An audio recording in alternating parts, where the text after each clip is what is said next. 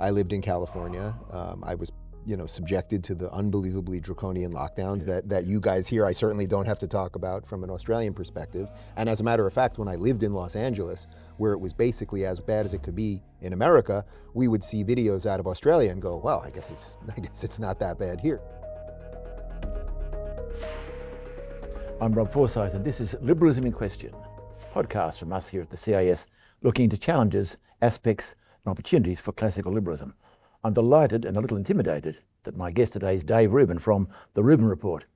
Whereas this little podcast gets its hundreds, Dave gets his hundreds of thousands. Perhaps you have 3.1 million subscribers for the Rubin Report. That's what they tell me, or that's what you told me right before we sat down. So it's Well, pretty look, good. It's pretty good. Why?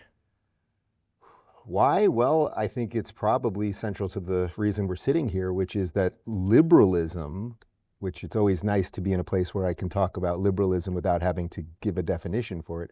Liberalism has so collapsed from an American perspective, and I was one of the first people about a decade ago when I was on the left to say, hey, liberals, let's be liberal again. Let's defend free speech. Let's defend free enterprise. Let's be open to other ideas. Let's not shut everybody down. It was at the beginnings of cancel culture. Let's not say that everyone who is our ideological opponent is a racist or a Nazi or the rest of this.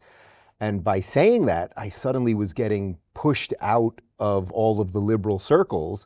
And then as that happened, the doors to the conservative areas started opening up. And I just started peering through those doors and talking to people that I thought were my ideological opponents, people like Jordan Peterson and Ben Shapiro and Larry Elder and many others.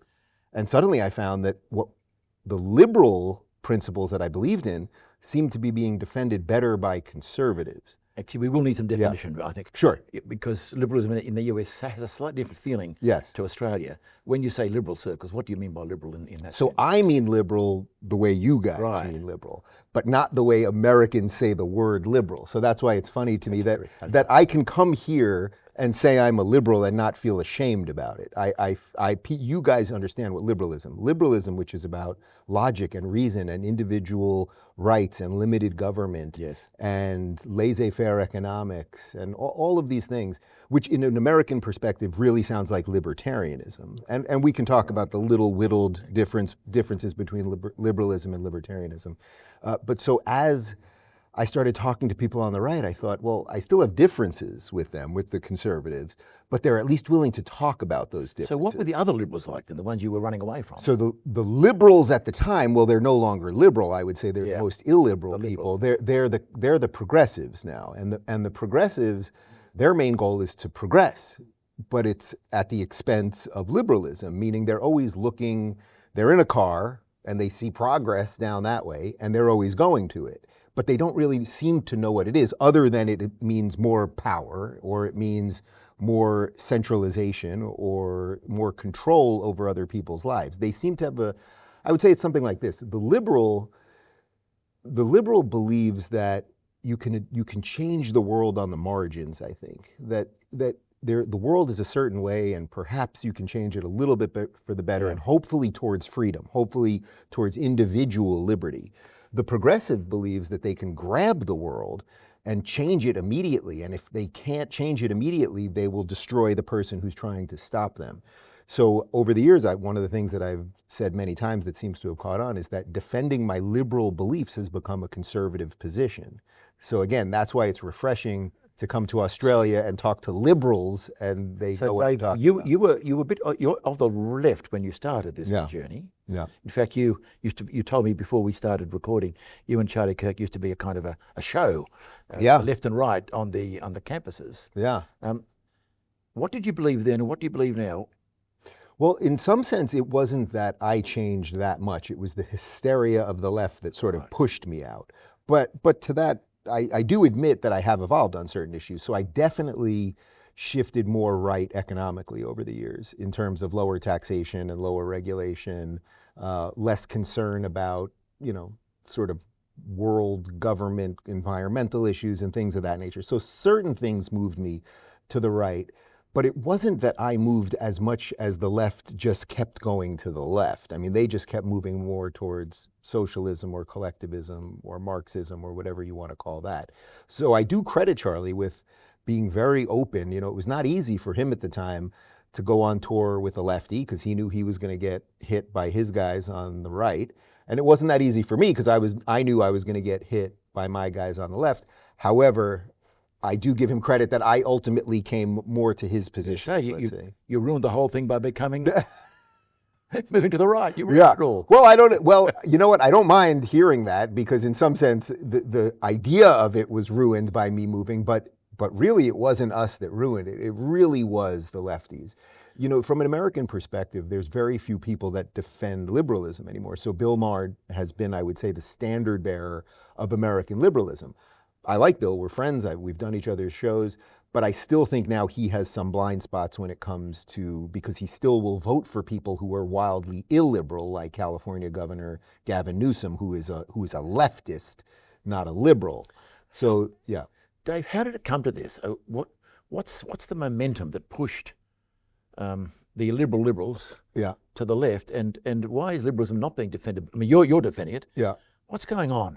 So I think that this is what I would call the soft underbelly of liberalism. Liberals generally are very open-minded. Liberals are very tolerant. Liberals like diversity and all of these buzzwords that all kind of sound good and to some extent are good. But you need somebody to guard the door. And this is where conservatives are much better. Conservatives are much better at guarding the door. The great Douglas Murray, who, although he says he's a conservative, has a lot of classically liberal ideas. He always says that one day the barbarians will be at the gate and we'll be debating what gender pronouns to call them. And I love that line. And that, in some sense, is what the liberals started doing. Instead of saying, when all the gender stuff popped up, for example, instead of saying, you know what, no. This pronoun stuff is nonsensical. You can't change your gender if you wish as an adult to put on a dress if you're a male and call yourself a different name. That's fine. We believe in individual liberty and that's up to you. But stop playing with the silliness of telling me that your biological sex changed or something. So the liberals just decided to just give it all away. And they did that because they put tolerance at the top of their hierarchy of importance. And tolerance, if you were ordering the important things that you should have as a set of ideas to live a flourishing life, tolerance should be there, but it should probably be third or fourth. It definitely should not be first, because tolerance first creates an unbelievable amount of intolerance, actually. And is it that growth of compassion? I'm trying to work out the massive energy behind compassion that no one should be hurt. Ironically, it hurts a lot of people, of course. Is that what's gone on in the last 5 years? Yes, this is what Gat Sad, who's a professor at Concordia, Canada, calls suicidal empathy. Right. And a lot of people have been talking about this, that because you have so much compassion, you have so much empathy, you want to help everybody, that you actually end up hurting everybody. So you have so much compassion for the other that you will welcome the other into your society regardless of what the other's beliefs are. So you will welcome in people who have cultural and religious beliefs that are completely antithetical to your own beliefs, but you will do it in the name of tolerance and diversity. And it sort of sounds nice, but let 1, 2, 3 generations go by and you have a completely different culture, often that is wildly intolerant then of you. Where does the intolerance within the liberals come, pushed by compassion? Why does the left become so intolerant, given the fact you've said that the mistake was tolerance number one? Right. So that's the real psychological question, or almost metaphysical question around what's going on with the progressives. I mean, most people would say it's because their entire belief system is politics, that they don't believe in God or anything sort of above the here and now. No transcendent authority. There's no transcendent authority. Right. It's totally the immanent. Totally. So if we're always playing at this layer, and you're always constantly trying to reorder things to keep this layer exactly how you want it to be.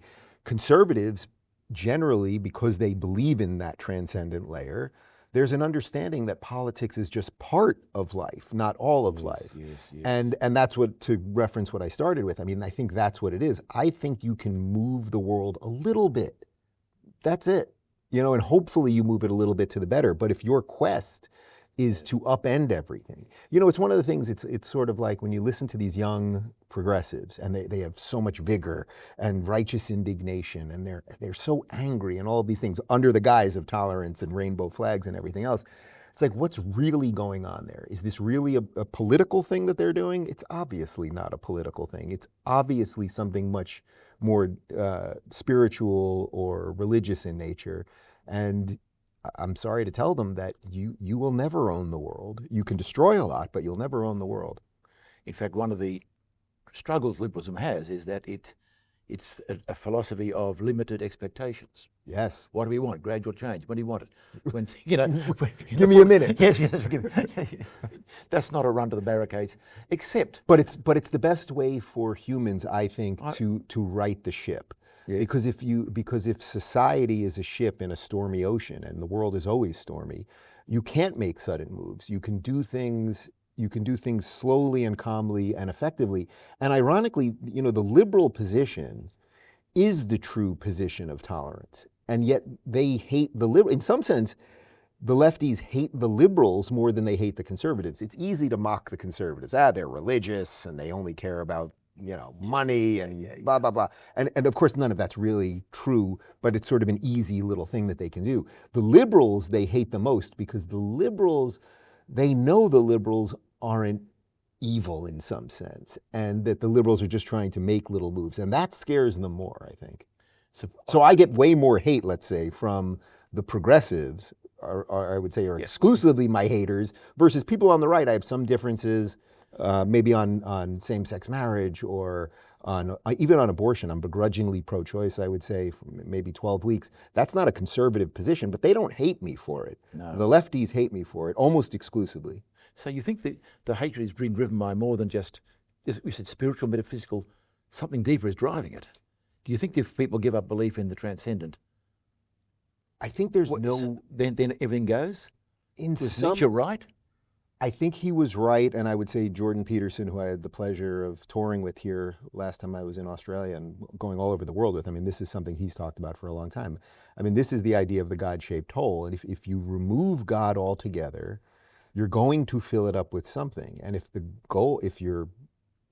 what is going to drive you is that you have an understanding of the world that everyone must bow to, you're going to do a bunch of awful things. The progressive quest is utopian in nature, but of course, as you know, there is no utopia on Earth. Well, the word literally means no place. Quite literally means no place. And where does it take us? Well, it will always take us into dystopia. Yes, and it also, I think, a liberal flavour of things is to think of the limits of human abilities. It's surprisingly paradoxical. A liberal, on the whole, believes in you can trust people's decision-making spread out, market, rather than one person deciding. At the same time, this comes from an awareness that we're limited in our knowledge. This was Hayek's great argument for a free market.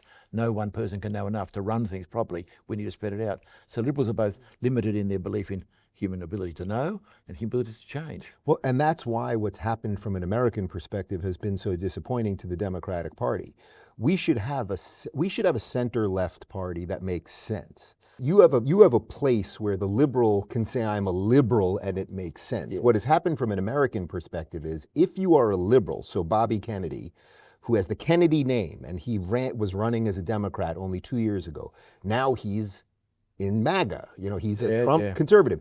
Tulsi Gabbard, who was running as a Democrat only 4 years ago, is now in MAGA. Someone like Joe Rogan, who's a pot-smoking, MMA fighting, podcaster who never in his right mind 10 years ago would have said he's a conservative. Now he's part of MAGA.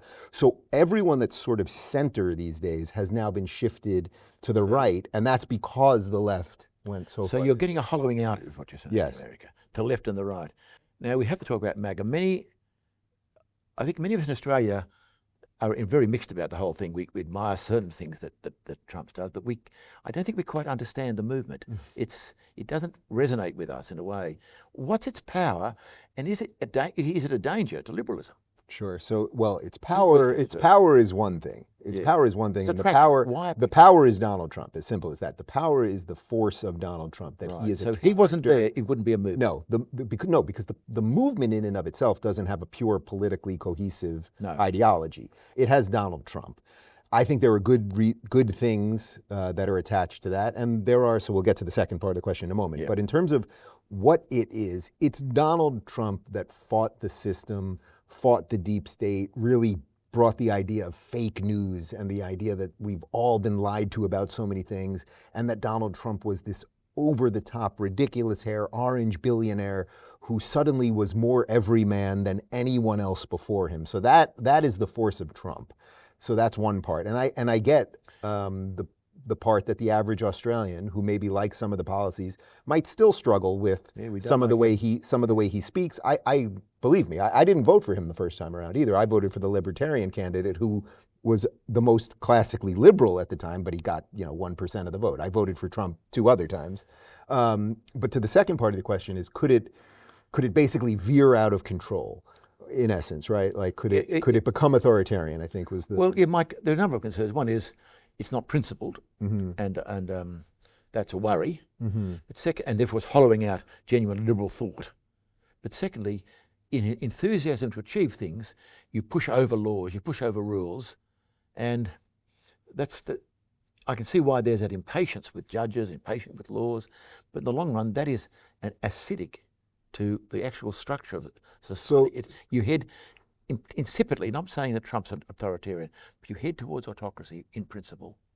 So on the unprincipled part, I'm not sure. I don't see Trump as unprincipled, actually. Now, and the reason I would say that is Trump, I think, is directionally right about most things. Even if you look at what's transpired in the Middle East over the last 2 or 3 weeks, Trump basically said America will lead peace through strength. I understand that this is a Western civilization battle, and he was able to bring peace, to whatever extent we want to use that word, even though it's not kumbaya peace. That was because he was directionally right about what American power can do. Just so that this is not just a battle between Israel and a barbaric death cult or Islamist cult. No, this is the battle for the West. Unpack that a little further for me. Well, I can tell you, having just spent a few days in Melbourne, where I now know there's a battle for the West in Melbourne. No, it's clearly on the streets of. Well, I can tell you, there's Palestinian flags all over the place. Without doing a major history of the Middle East, I mean, Palestine is a country which never existed, designed in the minds of people who only want to destroy the countries they live in. And I think that I would say that Australia, and I would say that the UK and France and Belgium and most of Western Europe better realize that very quickly, because if Israel's going to be fine one way or another. They've basically annihilated their external enemies. They've got their hostages back. They have a national ethos that is strong and makes sense. Most of Europe does not. You guys have I would say, a different problem because of geography, and it's less of a problem in a certain sense. But we can't solve that. We're stuck here. Right, but you have some self-inflicted things in that you don't have an illegal immigration problem. You have a legal immigration problem.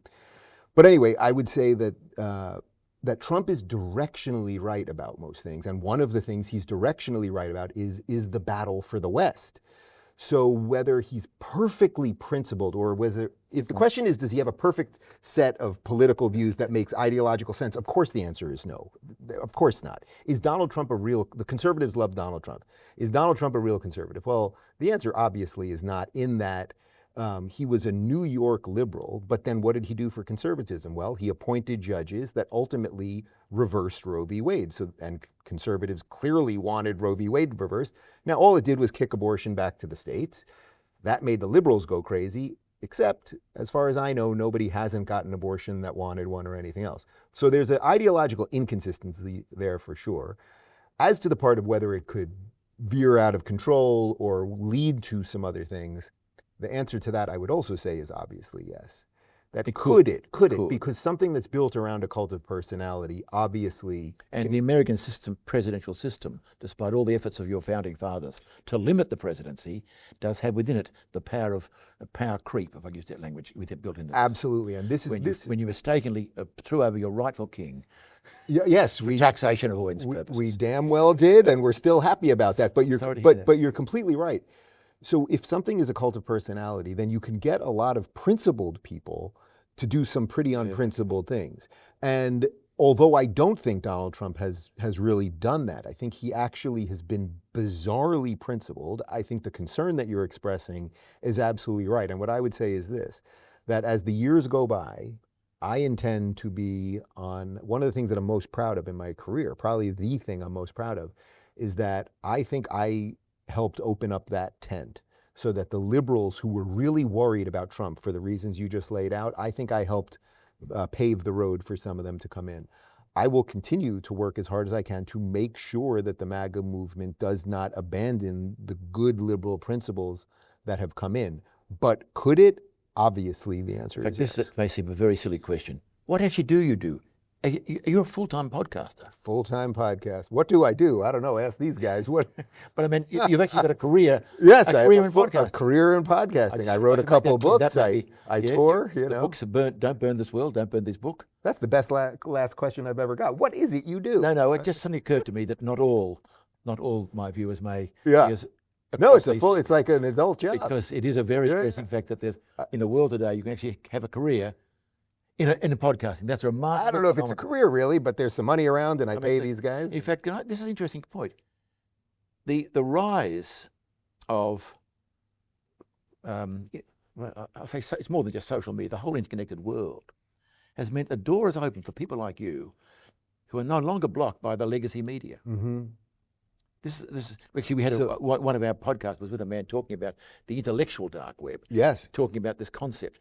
Can you talk a bit about how your very existence is a sign of something that's changed in our society in the last, 5 years? Yeah, so the intellectual dark web, actually, that started in my garage, actually. I built a home studio. I was really one of the first guys about 10 years ago to do that. Just 10 years ago. And I started sitting down with people like Jordan Peterson and Sam Harris and several of the other people I've mentioned here, like Gad Saad and others. And these were all sort of political, they weren't even political outsiders. They were just sort of people who were all outside of mainstream, who were incredibly deep thinkers, who were well accomplished, who just could not, the system would not let them in. They couldn't get on CNN. The New York Times would not write a good piece about them or even a roughly fair piece. And we just started talking. And then through that, Joe Rogan was the other one at about the same time doing long form conversations. And then Eric Weinstein was the guy, the physicist, who came up with the phrase intellectual dark web. But basically what you're asking is there a way to circumvent the mainstream media? And there absolutely is now. I mean, we've dwarfed them. I would say the only thing that keeps the mainstream media relevant is that there's an incredible amount of money behind it. In that, CNN, their 8 p.m. show probably has a budget of $50 to $100 million a year. My show has a budget maybe of a hundredth of that, quite literally, a hundredth of that. But we are able to connect with more people because of the phone. But it has a certain centralized power still. And all of us, the podcast world, it's the future whether they like it or not. People often worry about people listening to their own ideas in a bubble. Yes. You got to comment on that? Is that a danger of the new world, or was it always a danger? It's absolutely a danger that we will all just siphon off into our own little rabbit holes, and we will only the algorithm actually will just manipulate us into just believing one thing. I listen to people that I believe in, and therefore I'm reinforced in it. And we'll never see anything out. It'll sort of be like Plato's The Cave. We'll have no idea what's outside of the cave. And of course, there's a huge, huge risk. I would say it was, in some sense, it was a necessary risk, meaning that the mainstream media had such centralized control for so long. The internet came, it was the Wild West, and for the first 15 years of social media, there were unbelievably great things and new ideas happening out there. Now we're entering a new phase, which I think is more of what you're talking about, which is that we're all kind of we can cater everything to ourselves.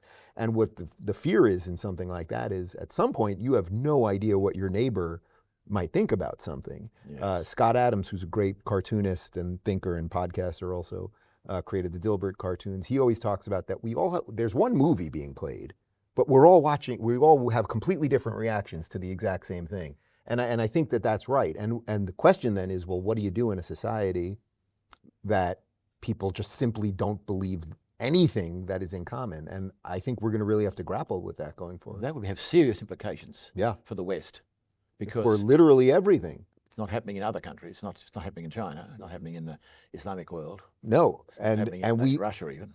right, but we don't want to become them either. No, that's my point. That's my very point. Right, so it's one of the freedom is also something that we have to really think about, the freedom from and freedom to argument. We want to be as free as possible. I don't want to censor any ideas on the internet, beyond the calls for murder or child, the very, very obvious stuff.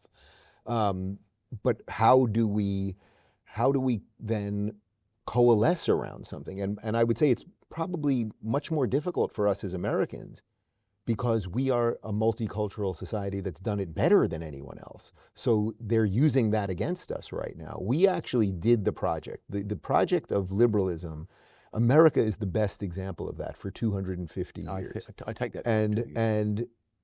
But the fear is that as identity politics comes, as the algorithms point you this way and that way, we'll also be the easiest to be destroyed. Because it worked, because the soup was so good, it will almost just flit away in the easiest possible sense. Now, in your don't burn this country, you try and actually be positive, I believe, to try and, because that's a rather alarming prospect. What, to quote Lenin, what is to be done? Well, I would say most of the answers that I put in the book are that we should just turn, from an American perspective, we should turn back to our founding documents.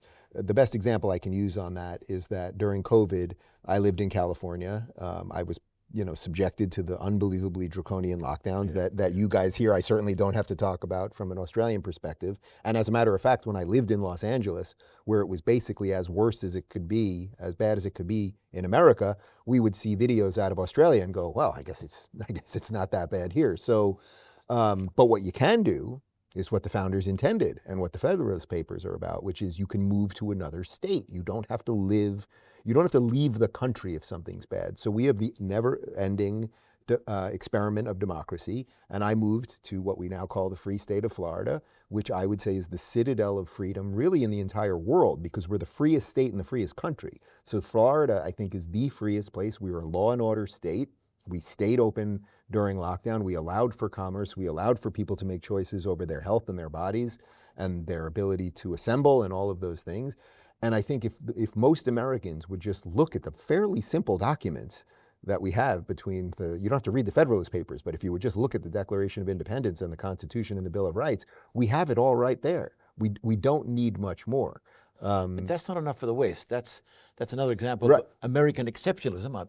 Well, we're the leader. You're well known for. Yes, we're the leader. Well, we'd like to lead you then. Would you? Right? Is that what you'd like to do? Well, I think we would like to do, and this, by the way, is where Donald Trump is quite good. If you remember Donald Trump's speech in Saudi Arabia about 6 or 8 months ago, I thought it was one of the best speeches I've ever heard from a politician, because he went there to a very different part of the world.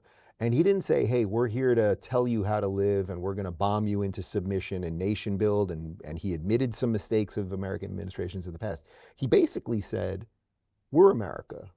We're pretty good. We like freedom. We can open markets. We can offer defense. And we can do all sorts of things to help you. But you're going to have to be a little less extreme. You're going to have to be willing to open up your doors a little bit more. And you're going to have to be, get rid of some of this Wahhabism and some of this other stuff.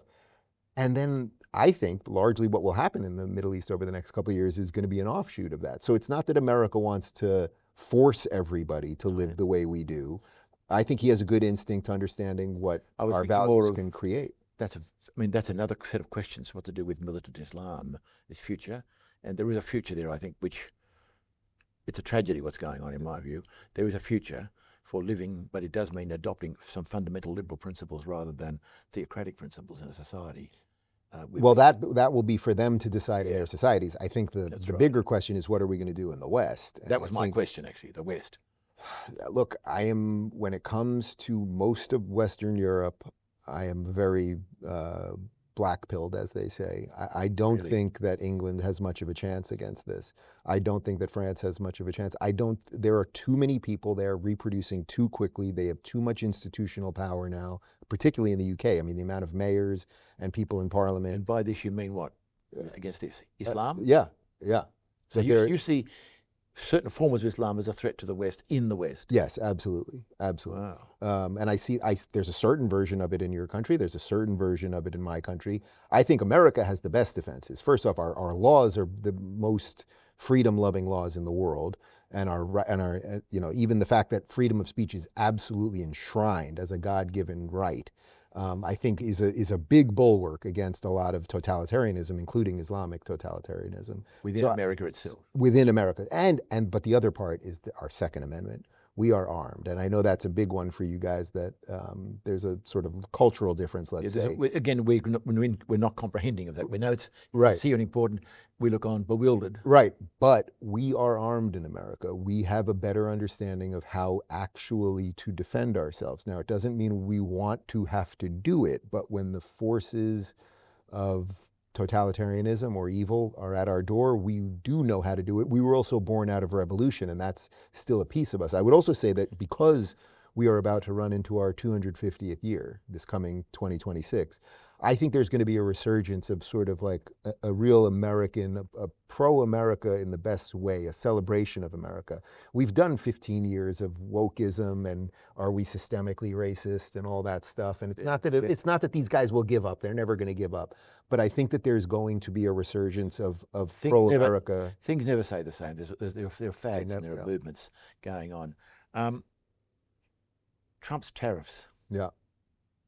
Not very liberal. So I actually, my argument for Trump's tariffs. For Trump's tariffs? Well, no. So as a limited government guy, I don't like tariffs in general, right? So I'm more on board Thomas Sowell on tariffs, or even Ayn Rand or whatever. So the idea of tariffs I don't like. What Trump has done with the tariffs as a point of pressure, I think basically needed to be done. There was almost no way around it. Americans consume more than anybody, and we were basically getting screwed in pretty much every deal across the world. Everybody was doing better than us, and he's used them as a point of leverage. So I would still say what I've said all along with the tariffs is we still need to see where some of them land, but using some form of pressure to make sure that deals are a little bit more equitable, it's a use of government that I don't love. This is where I'm not purely libertarian, I would say, where I understand the purely, look, Thomas Sowell, probably the most influential thinker in terms of my economic. Great Black American economist, well worth reading. Yeah, well worth reading. And I sat down with him for an interview that was probably my most, I think the only time I've ever been nervous interviewing anyone ever was when I sat down with him, because he was such a force of nature. And I knew how important the interview was going to be, and it went unbelievably viral. We have a moment right up top, because I'm sure you know his history well, and I said, you once were a Marxist, and what woke you up to what was wrong with that line of thinking? And he goes, facts. Facts. And that line just ripped apart the internet. So I'm so thrilled that I had a little play in a resurgence of him at, now he's 94 years old or something. In fact, Sowell's comment there is one reason why liberals remain remarkably optimistic. Yes. Because we think there's such a thing as reality, and one day you'll be mugged by it if you go down the wrong way. But there'll be pain on the way and loss. I'm not saying it's that, but ultimately things will not work, and you'll come back to face. A conservative is a liberal mugged by reality. And that also, when we've seen a lot of what's going on in our blue cities with crime and illegal immigration and things like that, suddenly you see people who are lifelong liberals. You know what? If you get mugged or your daughter gets accosted on the subway or something like that, you might start thinking about law and order a little bit differently, and then a year later you're voting conservative. So your defense of the tariffs is that the trade deals in themselves were not generally free trade deals. Yes, somehow rigged, and therefore this is that's your defense. It was a resetting, basically. Okay. That I don't think any fair onlooker of the trade deals really thought they were fair from an American perspective. We were mostly subsidizing. It's sort of how we've dealt with all of the international agreements and NATO and, and the Paris Climate Accords and all of these things that we pay in, and everyone else kind of takes advantage or whatever. So Trump, I think, he has just looked at the world. Again, I think he's directionally right about things. So I think he was directionally right about getting other countries to pay in for NATO. Now they're doing it. I think he was directionally right about trying to get fairer trade deals. Now we're getting those to some extent. So yeah, I'm still intellectually, I don't like it because I understand why a tariff going this way and a tariff going this way is just going to screw all of us, the consumer. But if the trade deals in and of themselves were so out of whack, what was he going to do? Was he going to threaten to bomb everybody? We'll bomb you until you give us better trade deals. So I think it was the only way to make things a little bit fair. We'll see. But we shall see. My comment about reality will come home to roost on this. I'd be happy to pick this up in a year from now and see where they all land. It may take longer. Yeah. One of the debates we have often on liberalism in question is liberalism contained in itself, or does it need an underpinning of morality or of theology or of metaphysics?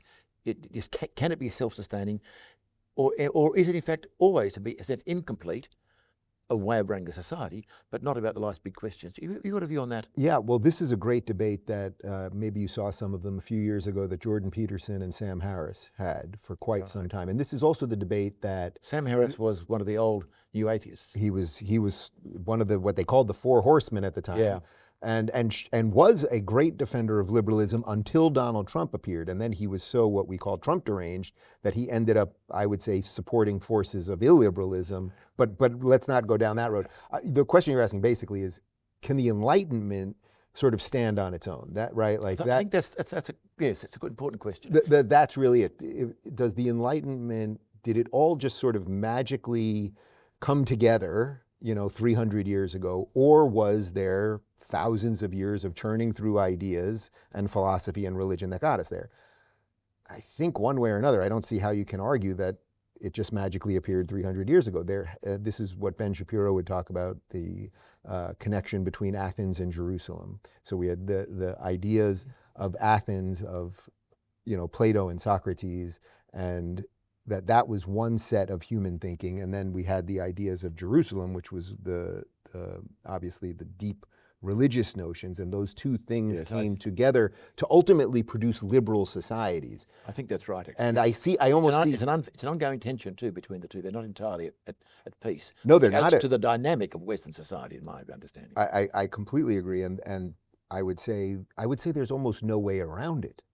If the liberals, in some sense, it's the first question that you asked. If the liberals could defend liberalism in and of itself effectively somewhere, we did it in America for a long time, but clearly right now they cannot do it. Again, it's the conservatives that are basically defending liberalism. If the liberals over time could defend liberalism, then I think you could probably make an argument that you could disconnect liberalism from everything else. But since they seem unable to, when times get tough, I suppose there's probably no way to disconnect it. Now, I often ask this question towards the end of my podcast. Thank you for your generosity, by the way. It's been a pleasure. This is the type of conversation I like having more than the political minutia that we all get. Well, that's right. We try and float a bit above it in this particular podcast. You're and I'm very proud that I make a career doing this now. I'm amazed. It suddenly hit me. It's the first time. And you're a relatively young man, at least from my point of view. 49. Like I said, very young from my point of view. And you got a young family. Yeah. Are you optimistic about the future? I'm a world-weary optimist. That's what I always say to people. Well, I think connecting this to everything we've discussed, the liberal position, because you understand you can only nudge things one way, and you hopefully want to stop things from tilting the other way too much. That position doesn't lead to over-the-top optimism. And it shouldn't lead to over-the-top pessimism either. I would say certainly over the last couple of years, there's been a lot of things to be pessimistic at. After post-COVID, the strife on the streets that we've seen in America, what's happened to the blue cities, the immigration situation. There's a lot of things that would make you look at everything negatively. But ultimately, the reason I say world weary is that I'm not just some pie-in-the-sky optimist, like, oh my God, everything's going to be better all the time and everything's just wonderful and we'll only just succeed more and flourish more. No, I think that we have to fight relentlessly. You can never stop fighting. I think in America we thought we could stop fighting. I think that that's what a lot of it is. We grew so fat on our success that the liberals, but it was really everybody, was kind of like, all right, we're good. We make all these great movies and we have all this stuff and it's going to always exist. But I fundamentally, and it's maybe perhaps we have twin 3-year-olds, that, when you're looking in the eyes of children who have nothing but hope and joy and adventure and all of those things, it makes you realize this has happened before, it's going to happen again, and it's your job as a functioning adult, I think, to make sure that it doesn't go off the rails on your watch. Yeah. Dave, Rubin, thank you very much. I've thoroughly enjoyed this. I thank you. I'm Rob Forsyth. This has been another of the Liberalism in Question series podcasts from us here at the Centre for Independent Studies. Thanks for watching.